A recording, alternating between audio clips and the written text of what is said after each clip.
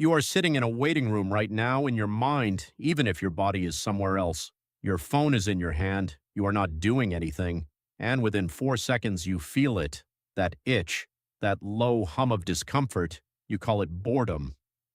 But the real answer is far stranger. Boredom is not a flaw in your brain, it is not dead time. It is one of the oldest survival systems you have, and for most of human history, it may have been the difference between a body that lived and a body that starved. Think about that for a second. Why would evolution build a feeling whose entire purpose is to make you uncomfortable doing nothing? To understand boredom, you have to go back further than cities, further than farms, further than fire even. You have to go back to a hominid standing in tall grass, scanning a horizon that offers nothing new. For nearly 2 million years, your ancestors lived as foragers.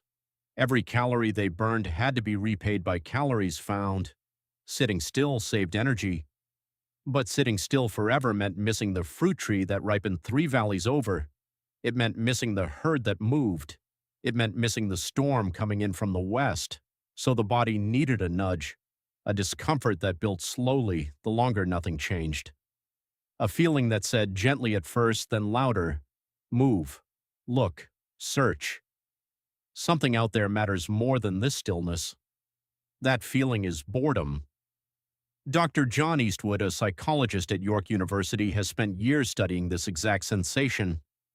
His research describes boredom as the unpleasant experience of wanting to be engaged in a satisfying activity but being unable to do so. Notice what that definition does not say. It does not say boredom is the absence of stimulation. It says boredom is the presence of a desire, blocked. That distinction matters. A rock feels no boredom. A sleeping animal feels no boredom. Boredom only exists in a mind that is already reaching for something. Your ancestors were always reaching. Hunger reached for food. Curiosity reached for territory. Social bonds reached for other people. Boredom was the alarm that rang when all that reaching had nowhere to go. Here is where it gets stranger. Boredom does not just make you uncomfortable, it changes what you are willing to risk. In 2014, a study published in Science asked participants to sit alone in a room with nothing to do for 15 minutes. No phone, no book, just their thoughts. The only other option available to them was a device that delivered a mild electric shock. Many participants, given nothing else to occupy their minds, chose to shock themselves rather than sit with their own thoughts. Read that again. People chose pain over emptiness. That is not weakness. That is the same ancient circuitry doing exactly what it evolved to do. Stimulation, even unpleasant stimulation, feels safer to the brain than a total vacuum of input, because a vacuum of input on the savannah was never actually safe. It meant you had stopped scanning, and a creature that stops scanning is a creature a predator can approach. Your brain still does not know the difference between a quiet office and a quiet grassland at dusk. It still treats prolonged stillness as a signal that something might be wrong.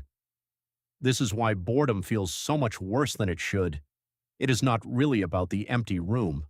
It is about what your nervous system assumes an empty room might mean. Now think about your ancestors 12,000 years ago, right at the edge of the agricultural revolution. Life was still mostly foraging, mostly moving, mostly scanning. Boredom in that world was rare and useful. It flared up, sent you walking, and resolved itself the moment you found something new. Compare that to now. You live in the most stimulating environment any human has ever lived in. Screens refresh themselves. Notifications arrive before you even ask for them. And yet, according to research from Dr. James Dankert, also of the University of Waterloo, rates of chronic boredom are climbing, not falling, as stimulation increases. That should not make sense. More input should mean less boredom. Instead, the opposite is happening.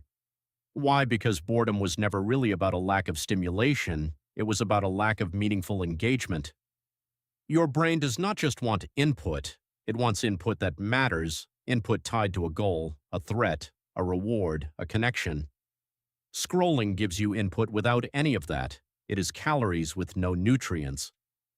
Your ancient alarm system rings anyway because deep down, something in you still knows the difference between motion and progress. This is the counterintuitive twist. The more passively stimulated you become, the more bored you may actually feel, because the gap between what your brain is receiving and what it is craving only widens. There is a flip side to all of this, and it is where boredom stops looking like a curse. Manfred Eisenbeis and researchers studying idle mind states have found that periods of understimulation are strongly linked to increased creative problem solving. When the brain is not absorbed by an external task, it does not go quiet, it goes wandering.